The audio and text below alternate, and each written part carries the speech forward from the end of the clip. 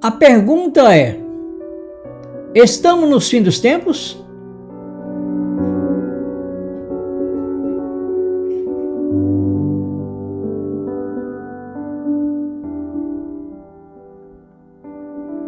É, sem dúvida, uma das mais repetidas perguntas na atualidade. Frente às guerras, pandemias, colapsos sociais, crises climáticas e escândalos globais. Muitos se perguntam se não estamos próximos do juízo final, se não estamos próximos da grande tribulação ou da segunda vinda de Cristo. No entanto, essa preocupação e percepção é fruto de uma interpretação futurista, literalista e religiosa, que não reconhece o que já foi plenamente consumado em Cristo.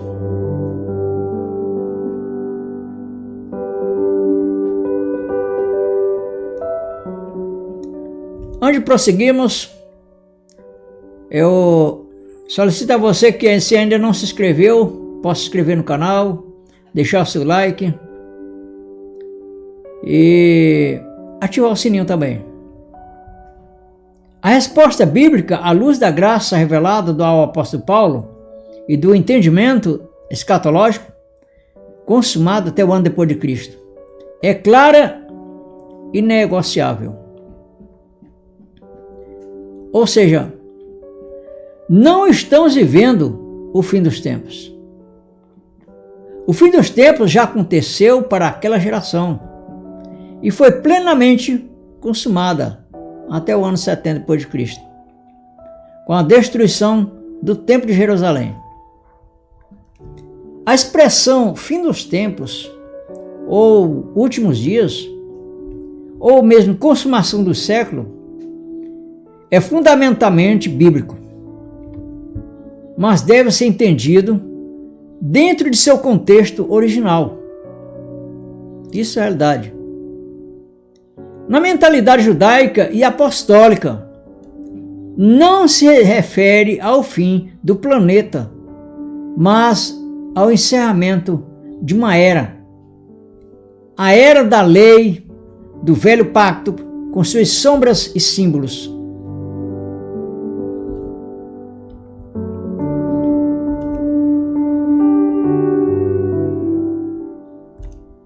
Em Hebreus capítulo 1, do versículo 1 a 2, o autor declara que, havendo Deus antigamente falado de muitas vezes e de muitas maneiras aos pais, pelos profetas, a nós, falou nestes últimos dias pelo Filho. Quando o apóstolo ele se refere a nós, no verbo presente, ele está tratando dos seus contemporâneos. Não era com os irmãos há 2000 anos depois, quem sabe até referindo como se, o irmão Batista está gravando um vídeo. Não. Ele está falando diretamente com seus contemporâneos, com os irmãos que estão vivendo com ele. Em 1 Pedro capítulo 1, versículo 20, diz, ele na verdade foi conhecido ainda antes da fundação do mundo, mas manifesto nesses últimos tempos por amor de vós. Ou seja, o que nós estamos destacando aqui é que os fins dos tempos, os fins dos séculos, ou seja, o fim daquela era religiosa, já estava chegando ao fim naquele período, dentro daquela geração. O apóstolo não está se referindo a 2000 anos depois, não. Em Hebreus ele falou, os últimos dias, nestes significa dentro daquela geração. O apóstolo aqui no apóstolo Pedro declara, nestes últimos tempos. Os últimos tempos não se referia a 2000 anos depois. 1 Coríntios, capítulo 10, versículo 11, nos diz, ora, tudo isto lhe sobreveio como exemplo, e estão escritas para advertência nossa, de nós, sobre quem os fins dos séculos têm chegado. Aqui não deixa brecha. Não é para 2000 anos, 3000 anos, para o infinito. Era para aqueles que estão vivendo naquela época, dentro daquela geração. Ele se refere a nós, a quem os fins dos séculos têm chegado. Por isso que é bom observar não só o contexto, mas sim como se pronuncia, como foi escrito, a quem estava se dirigindo a palavra. Eles estão falando deles naquela época. Os fins dos séculos, o fim do sistema religioso judaico.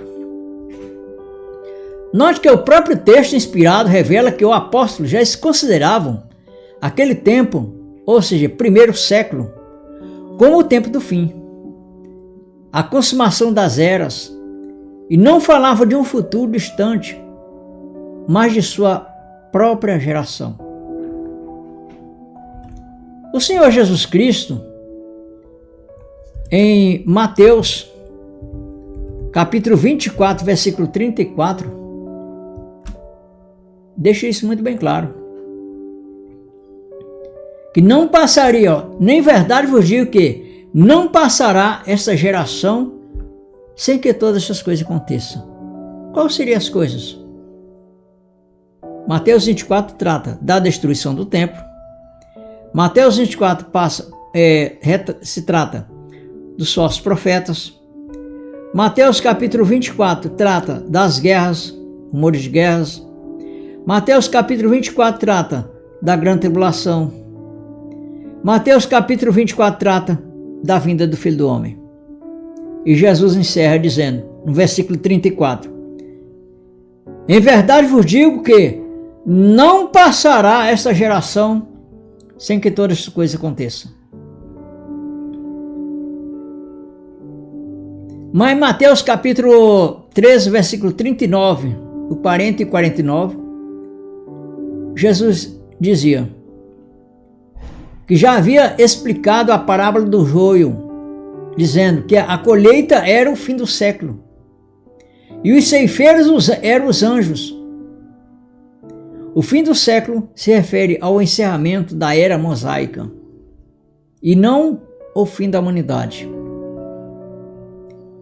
Em Hebreus capítulo 9, versículo 26, está escrito, mas agora, na consumação do século, ou seja, era agora, quando ele diz agora, o autor não está escrevendo o livro de Hebreus no ano de 2025, que é a data em que eu estou gravando esse vídeo. Não, isso está há mais de 2000 anos atrás.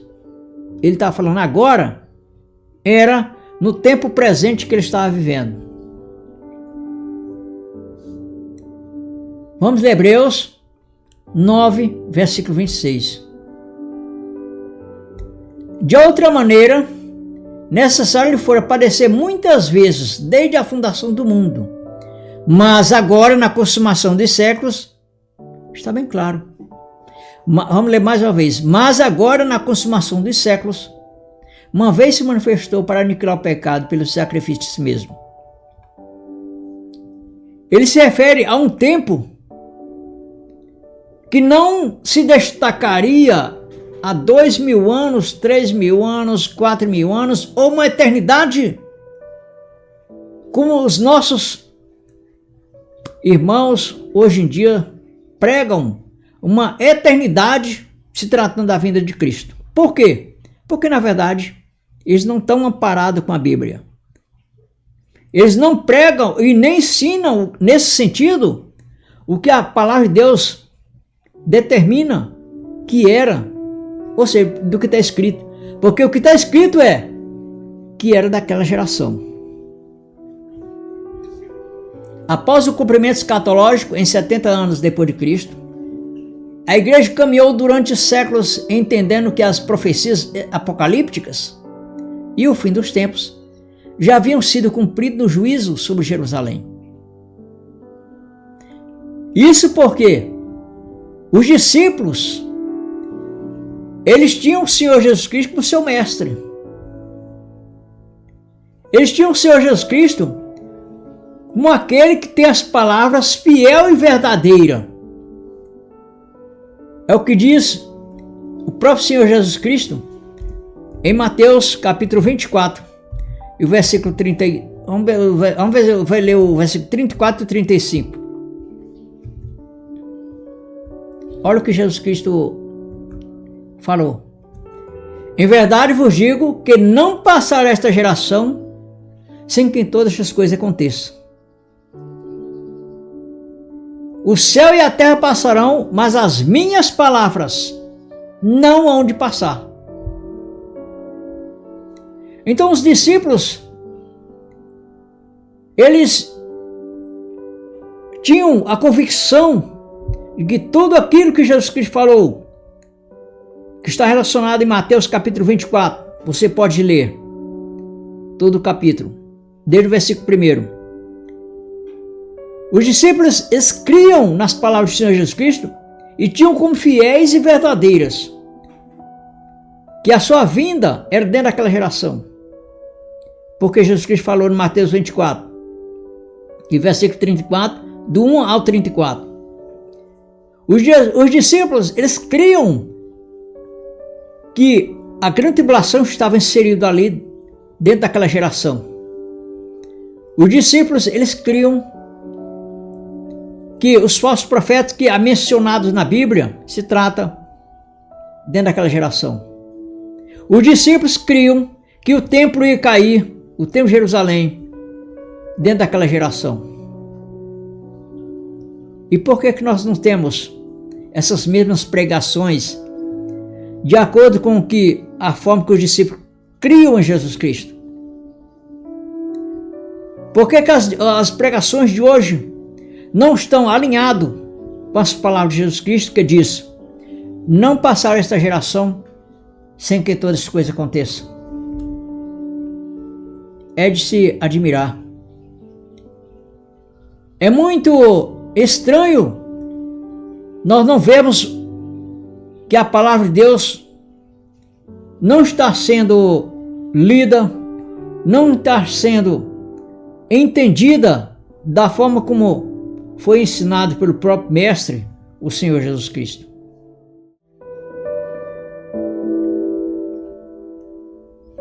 A cultura do medo, o literalismo e o uso da Bíblia como um jornal de profecias sobre catástrofes do nosso tempo passaram a dominar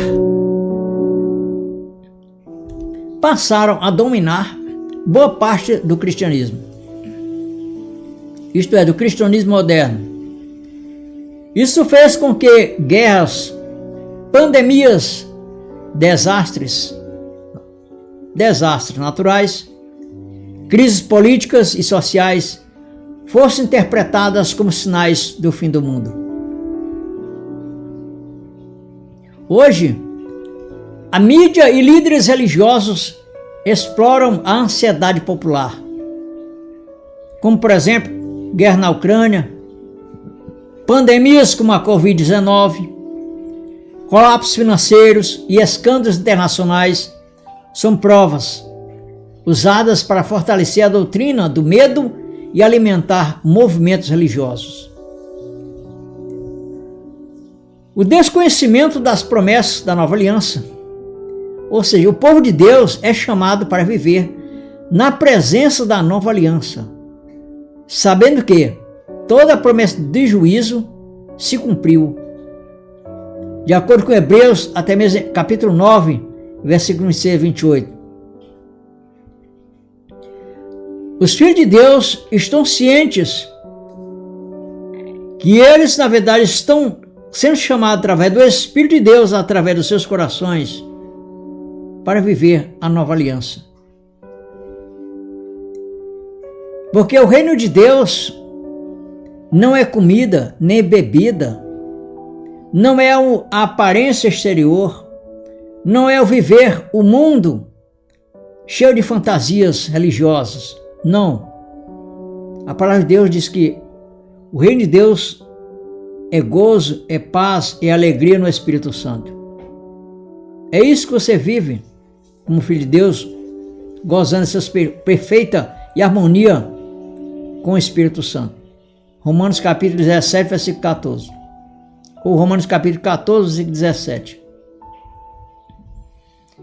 O futurismo pega cada tragédia, crise e escândalos, o evento global e tenta encaixar a força nas profecias bíblicas, especialmente os textos apocalípticos, como por exemplo, guerras, nação contra nação, falado em Mateus capítulo 24, versículo 7, pandemias, pestes, tratado-se aqui em Lucas capítulo 21, versículo 11,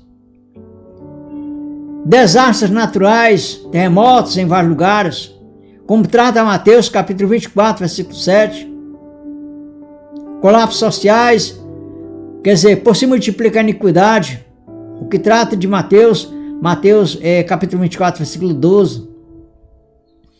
Esses textos são aplicados como se fossem profecias sobre o nosso tempo, como se fosse o tempo de hoje que nós estamos vivendo, 2025, que estou gravando esse vídeo. Ou seja, dando a impressão de que estamos às vésperas do fim do mundo. Não levando em conta, ou seja, eles não estão levando em conta as palavras do próprio mestre. No próprio capítulo, que é o capítulo 24 de Mateus, onde Jesus Cristo fala que todas aquelas coisas que foram preditas ali dentro do capítulo, das quais os religiosos de hoje mencionam como se fosse hoje, Jesus Cristo está falando que era dentro daquela época, dentro daquela geração. E além disso, Jesus Cristo encerrou todas aquelas palavras com chave de ouro. Ele disse assim: as minhas palavras são fiéis e verdadeiras. Para você, as palavras de Jesus Cristo é fiel e verdadeira? É uma pergunta muito importante, uma pergunta que te faz pensar. Será que mesmo as palavras de Jesus Cristo são verdadeiras? Se não for verdadeira, então Jesus Cristo virá. Se não for verdadeira, então há uma grande tribulação que passamos a esperar futuramente. Pode ser hoje, pode ser amanhã, pode ser depois, daqui a 1 ano, 2 anos, 3 anos. Se as palavras de Jesus Cristo não são verdadeiras, o templo de Jerusalém ainda tem que cair. Se as palavras de Jesus Cristo não são verdadeiras, ainda há discípulos pregando no meio de Jerusalém, porque os próprios Senhor Jesus Cristo disse assim que eles não terminariam nem de percorrer a cidade de Jerusalém antes que viesse o Filho do Homem. Então, quer dizer, se não são verdadeiras, então os discípulos ainda estão a percorrer. Mas, se as palavras de Jesus Cristo são verdadeiras, que para mim ela é verdadeira, e acredito que para você também é, então Jesus Cristo, ele vem em juízo já para Israel. Então o templo de Jerusalém, ele já ele houve a sua queda, ele ruiu no ano 70 depois de Cristo. Se as palavras de Jesus Cristo é verdadeira, como ele falou, a grande tribulação foi dentro daquela geração.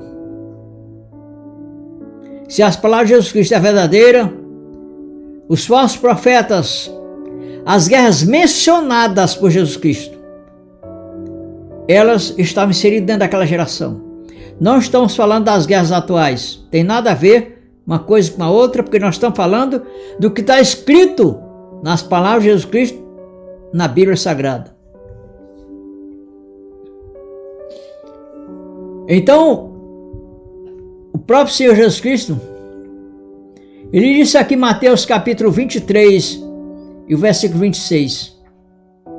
Olha o que está escrito: em verdade vos digo que todas estas coisas hão de vir sobre esta geração. É um apontamento direto para uma geração em específico. Não era para o Brasil. Não era para os Estados Unidos. Não era para a Espanha. Não era para o Egito. Não. Era para Jerusalém. Por isso, ele falando ainda mais claro, mais direto, ele diz o seguinte, em Lucas capítulo 21, versículo 20. Mas, quando vide Jerusalém cercada de exércitos, sabei então que é chegada a sua desolação. Não é quando vide Brasil cercados de exércitos. Não é quando vides a Itália cercada de exércitos. Não é quando vides os Estados Unidos cercados de exércitos. Não. Não. Ele está falando sobre Jerusalém. É o que está escrito. Por isso, as palavras do Senhor Jesus Cristo são fiéis e verdadeiras. Eu acredito mais ainda. Eu creio que você que está me ouvindo acredita muito mais ainda. Pois então todas essas coisas, fim dos séculos, o fim escatológico era referente a dentro daquela geração para Israel, das quais foi mencionado pelo próprio Senhor Jesus Cristo, que é em Mateus capítulo 24, que haveriam guerras, rumores de guerras, fomes, pestes, terremotos. Tudo isso aconteceram intensamente no Império Romano, especialmente entre 30 e 70 anos depois de Cristo. Portanto, nós somos chamados a viver como filhos de Deus.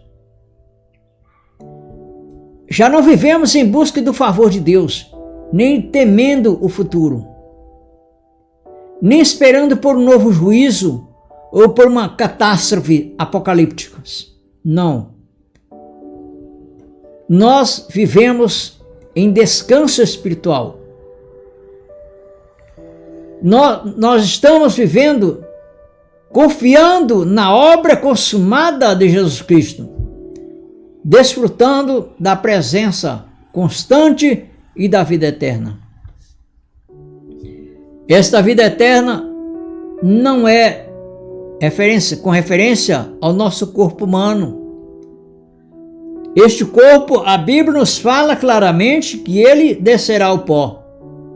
Em Hebreus capítulo 12, versículo 7. Diz que o pó volte à terra como era e o Espírito volta a Deus que o deu. Em outras palavras ainda, o Senhor Jesus Cristo disse em João 6,63 que o Espírito é o que vivifica, mas a carne para nada aproveita. Ou seja, porque a carne descerá ao pó. O apóstolo Paulo também, em suas cartas a 1 Coríntios, capítulo 15, versículo 50 e versículo 50, diz que a carne e o sangue não podem herdar o reino de Deus. Portanto, meu prezado irmão e minha prezada irmã, o nosso espírito é que, na verdade, tem a glorificação, ou seja, recebemos no nosso espírito a redenção, que na verdade em si, esta redenção que Jesus Cristo, ele veio no tempo da lei, debaixo da lei, para cumprir a lei e resgatar todos que estavam debaixo da morte adâmica. E isso nós fomos beneficiados porque nós já nascemos justificados em Deus. Não precisando, para ser filho de Deus, ter que ser um adepto de uma denominação. Nós não precisamos, para ser filho de Deus, termos líderes religiosos para nos educarmos com a sabedoria humana. Não. Nós temos já o Espírito de Deus, como a Bíblia nos trata. Em 1 Coríntios capítulo 3, versículo 16, que nós somos o templo do Espírito Santo. E ainda em 1 João capítulo 2, e o versículo 27 nos diz que este Espírito, ou seja, nós temos a unção deste Espírito, o qual nos ensina tudo. E esta sabedoria do Espírito que está em você, que está em mim, que está nos filhos de Deus, ele não te ensina, não é a sabedoria humana, não. O apóstolo Paulo, ele escreveu nas suas cartas, no capítulo 2, e versículo 13 e 14, algo muito importante. Vamos ler. Versículo 13 do capítulo 2 de 1 Coríntios.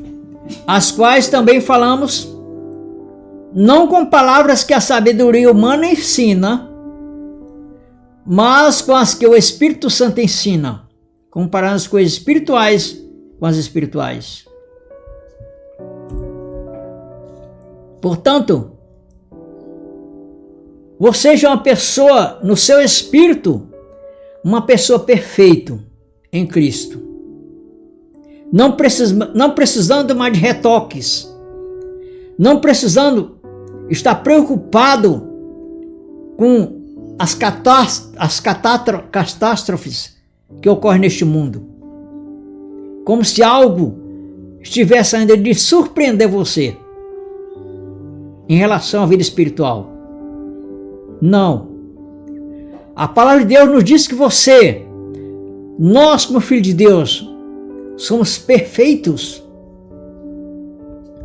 É isso mesmo. Somos perfeitos no Espírito, como filho de Deus. Portanto, o apóstolo, ele fala em Colossenses capítulo 2, versículo 10. E estáis perfeitos nele, que é a cabeça de todo principado e potestade.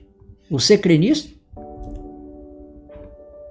Você crê nisto, meu irmão e minha irmã que está me ouvindo?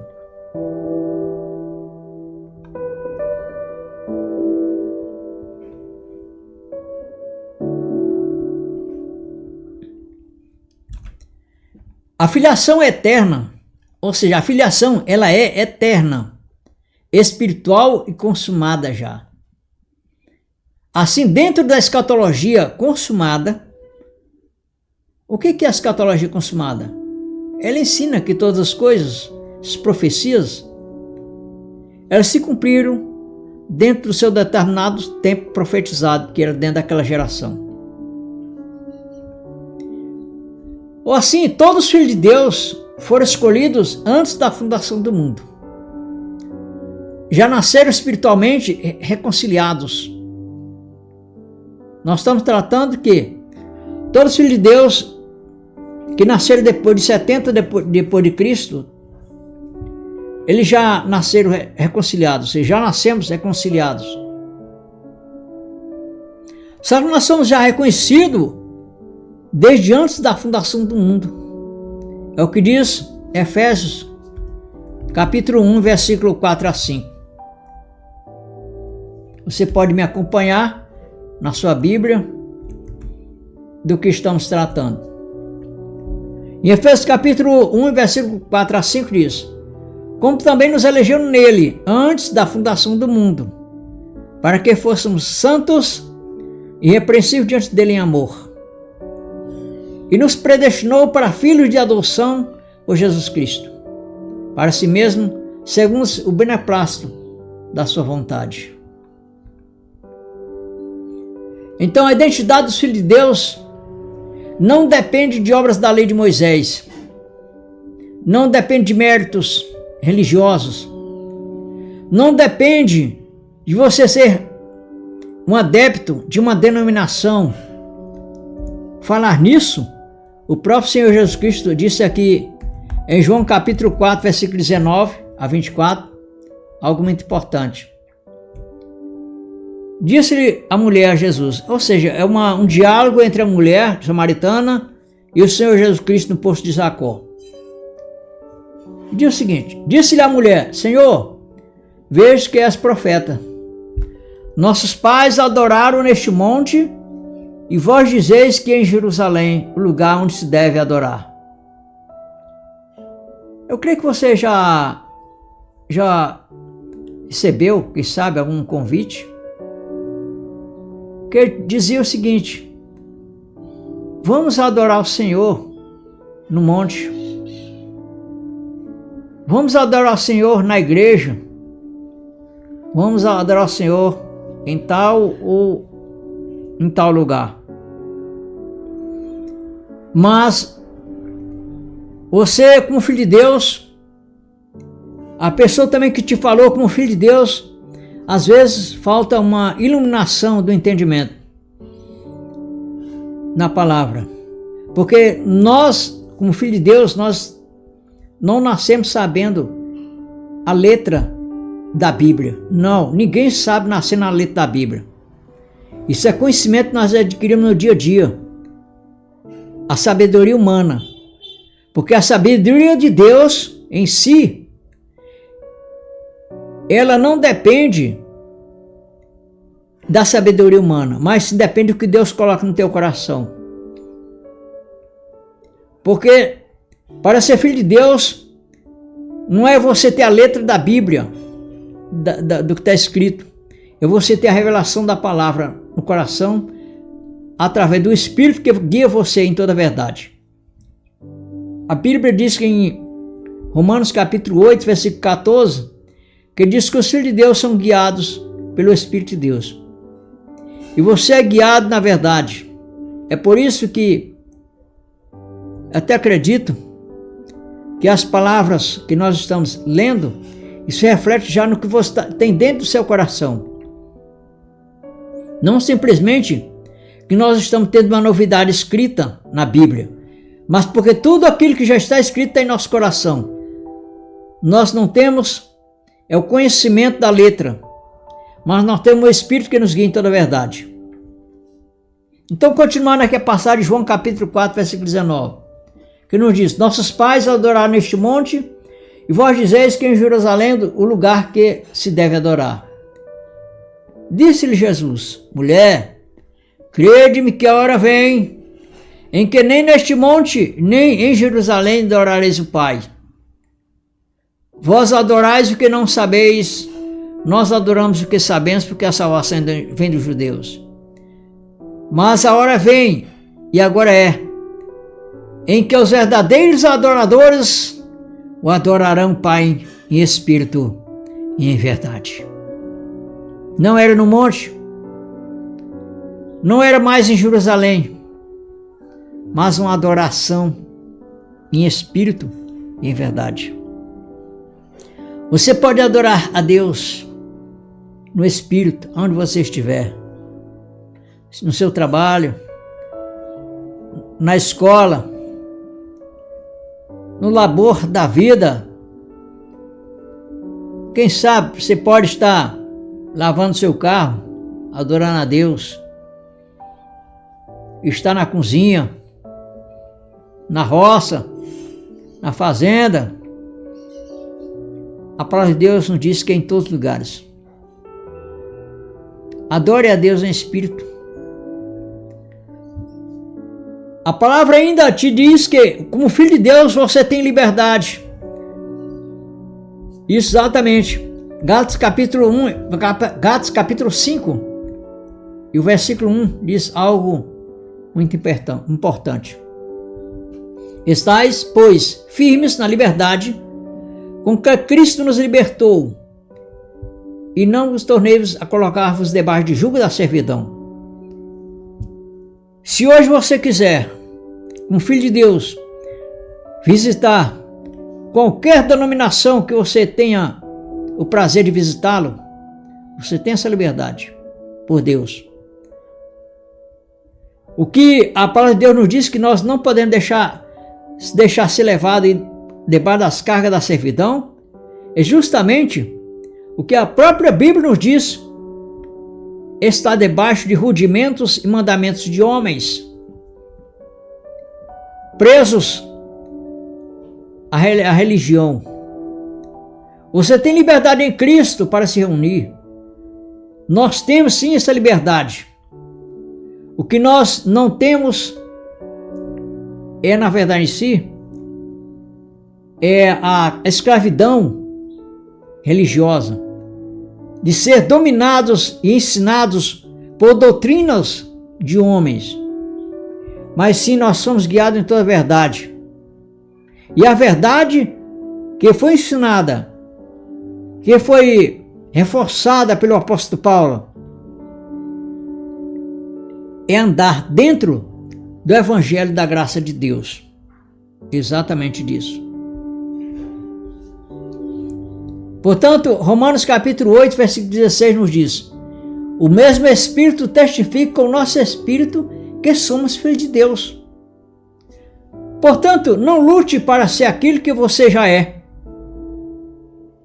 Como quem diz, eu vou frequentar daqui para frente uma denominação porque eu quero ser filho de Deus.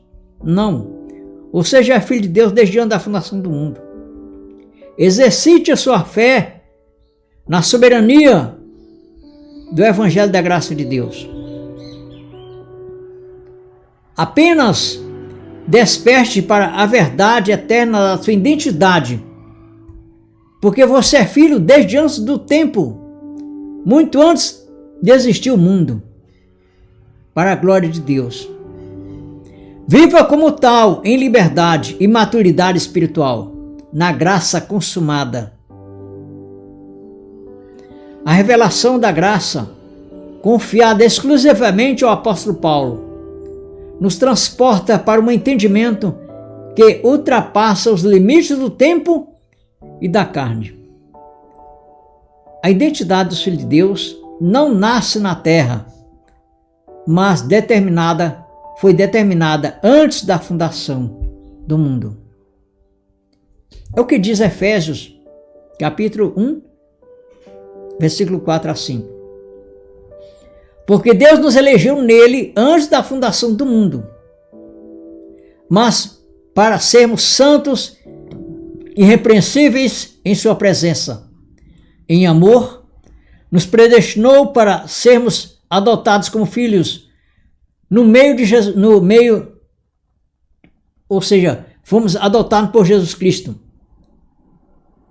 Então, conforme o bom propósito da sua vontade. Essa passagem que muitos usam com ênfase em uma adoção futura ou condicional, na verdade precisa ser lida dentro do seu contexto histórico, escatológico. Paulo não está afirmando que alguém se tornará filho de Deus mediante um ritual ou decisão, mas que Deus já havia predestinado espiritualmente seus filhos, antes mesmo que o mundo existisse. A pergunta da identidade espiritual. Ou seja, quando afirmamos que os filhos de Deus são espíritos, espírito e não carne, estamos lidando com um dos mais profundos pilares da revelação da graça. É o que nós já mencionamos um pouco antes desse vídeo, dentro desse vídeo, que os filhos de Deus não são os filhos da carne. Não é o nosso corpo material, o nosso corpo biológico. Os filhos de Deus, na verdade, é o nosso espírito. E a destinação e a distinção entre o que é nascido da carne e o que é nascido do espírito. João capítulo 3, versículo 6. Ou seja, que dentro de uma realidade, Deus se deixa dentro de uma realidade consumada, onde toda a verdade espiritual já se cumpriu e já foi manifestada na cruz. Este entendimento não é opcional nem simbólico, ele define a nossa posição eterna diante de Deus e destrói todo o fundamento da religiosidade baseada em rituais físicos e descendência biológica. Ou seja, nós somos filhos de Deus no Espírito. Não pense que você fazendo algo é que se vai tornar filho de Deus, ou deixando de fazer o mesmo. Não. Há algo que chama a atenção, às vezes, quando nós meditamos. Mas fulano fez isso e fez aquilo, como ele pode ser um filho de Deus? Duas coisas importantes nós temos que analisar neste cenário. A primeira é que Deus não vê como o homem vê.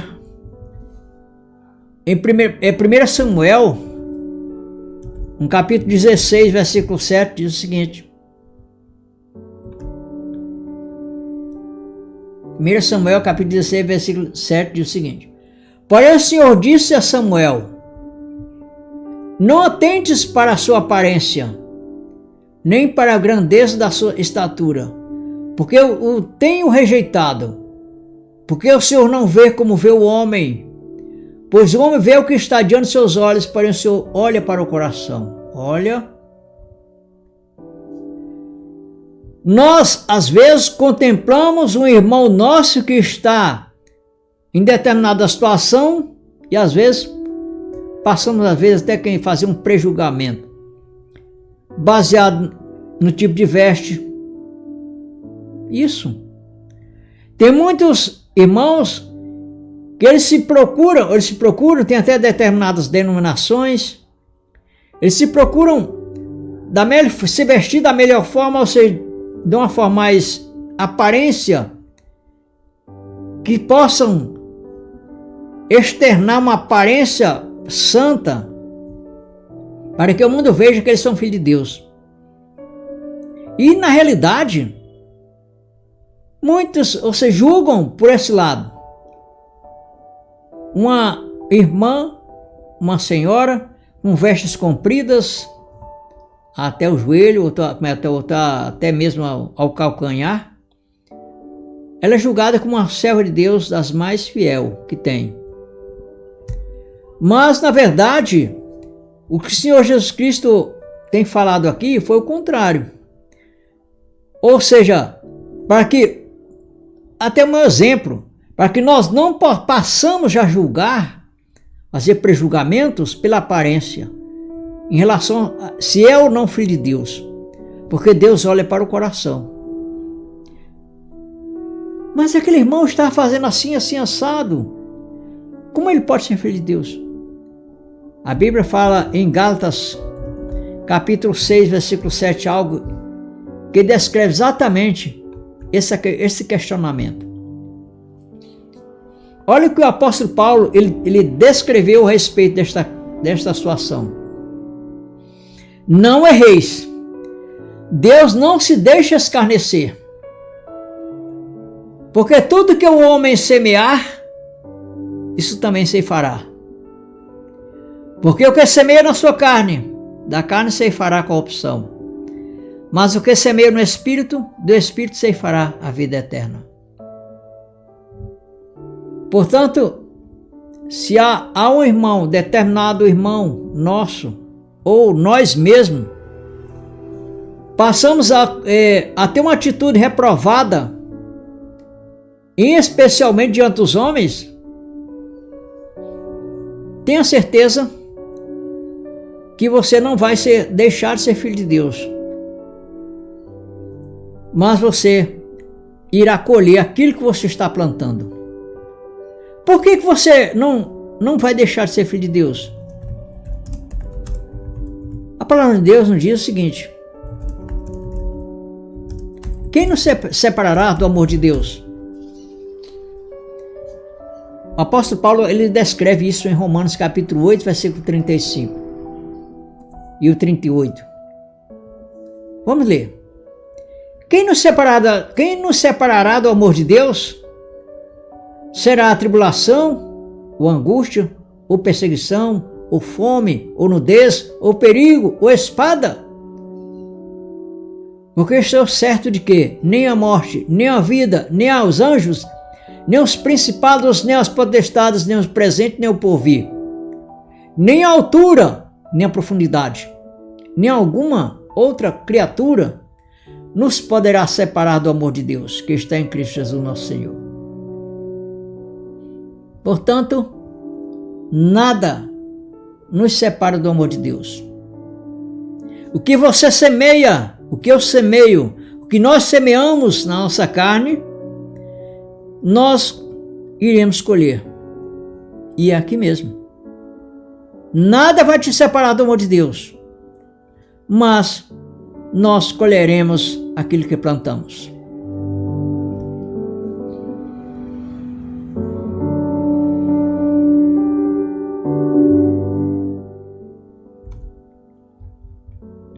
Exatamente isso. Portanto, a palavra de Deus nos diz, como nós já reforçamos, que a carne e o sangue não pode herdar o reino de Deus. Por isso que os filhos de Deus, eles são o Espírito. E baseado nisso, o apóstolo Paulo, ele deixa claro que ele estava ansioso. Vamos ler isso, que em 2 Coríntios, capítulo 5, versículo 1. Olha o que nos diz o apóstolo Paulo falando: porque sabemos que se a nossa casa terrestre desse tabernáculo se desfizer, temos de Deus um edifício, uma casa não feita por mãos, eterna nos céus. Ou seja, se todo o nosso corpo se desfizer, quando o teu corpo se desfizer, quando o nosso corpo, como filho de Deus, se desfizer, nós estamos em um edifício, ou seja, um outro corpo espiritual, um corpo glorificado. E o apóstolo Paulo continua: e por isso também gememos, desejando ser revestidos da nossa habitação, que é do céu. Ou seja, revestidos por quê?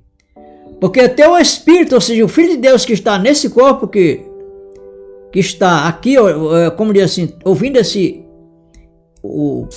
essa mensagem, ele está revestido de um corpo humano. A quem você está ouvindo, que sou eu, está revestido de um corpo humano. Está vestido, isso, vestido. Agora, quando esse corpo descer ao pó, aí sim, o espírito precisa de um outro corpo, que é, na verdade, o revestimento.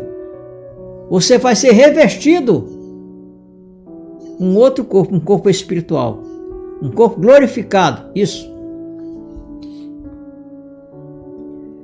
Portanto, ainda assim, o Senhor Jesus Cristo nos diz o seguinte: foi então o apóstolo João, na sua carta, em capítulo 1, versículo 12 a 13, nos diz o seguinte: mas a todos quantos receberam, deu-lhes o poder de serem feitos filhos de Deus, a saber os que creem no seu nome, os quais não nasceram do sangue, nem da vontade da carne, nem da vontade do homem, mas de Deus. Ou seja, não nasceram do sangue. Quer dizer, você não é filho de Deus porque você frequenta uma determinada denominação, tem algum determinado líder. Não. Isso, na verdade, seria o nascer através da carne, ou seja, dos méritos da carne, daquilo que você poderia fazer para ser filho de Deus. Mas a palavra diz: nós não nascemos como filho de Deus, referência ao sangue, não foi da vontade da carne, nem da vontade do homem. Quer dizer, ser filho de Deus rejeita a ideia de que a decisão humana tem livre-arbítrio para gerar uma filiação. Mas sim, nós somos filhos nascidos em Deus, nascido espiritual, gerado pelo Espírito de Deus, através da palavra que foi manifestada. Isso já desautoriza toda a doutrina que diz que o homem decide ser filho de Deus. Está desautorizado, está desarticulado essa questão, que você tem que aceitar Jesus para ser filho de Deus. Não. O próprio Senhor foi quem te aceitou, foi quem te chamou, foi quem, na verdade, te colocou como eleito filho de Deus. A filiação vem do Espírito, não de um ato humano ou de uma descendência. A palavra de Deus nos diz aqui em Romanos, capítulo 9, versículos 6 a 8, o seguinte: não que a palavra de Deus haja faltado, porque nem todos que são de Israel nem todos que são de Israel são israelitas, ou seja, são de Israel. Nem por serem descendência de Abraão são todos filhos, mas em Isaque será chamada a tua descendência. Isto é, não são os filhos da carne que são os filhos de Deus. Está bem claro, né? Mas os filhos da promessa que são chamados, contados como descendência. Portanto, chegamos ao final de um maravilhoso estudo dentro da escatologia bíblica com respeito ou seja, dentro da escatologia bíblica consumada em Cristo. Agora que os olhos do entendimento, que eu acredito que algo Deus pode ter colocado no seu coração, como de fato acrescido da iluminação da graça, agora você pode ver com clareza que o fim do mundo anunciado na Bíblia não era o fim do planeta Terra, mas o fim do mundo da lei, da velha aliança, da condenação. Tudo isso consumado em 70 depois de Cristo, conforme a promessa de Cristo. Os filhos de Deus não aguardam uma destruição, pois já vivem na eternidade. Isto é, no Espírito. Não estamos debaixo do juízo, mas assentados nas regiões celestiais, conforme o apóstolo Paulo descreve em Efésios capítulo 2, versículo 6. A verdadeira catástrofe é viver na ignorância da graça.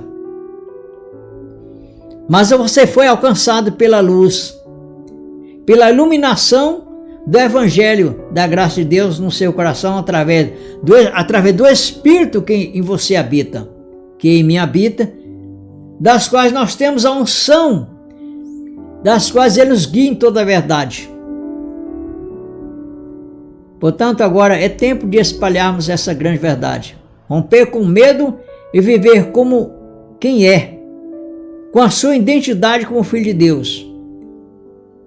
Um filho de Deus eterno e reconciliado.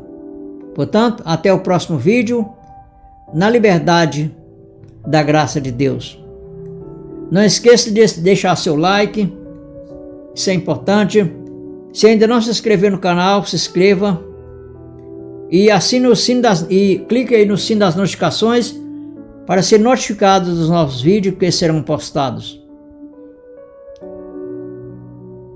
Um grande abraço.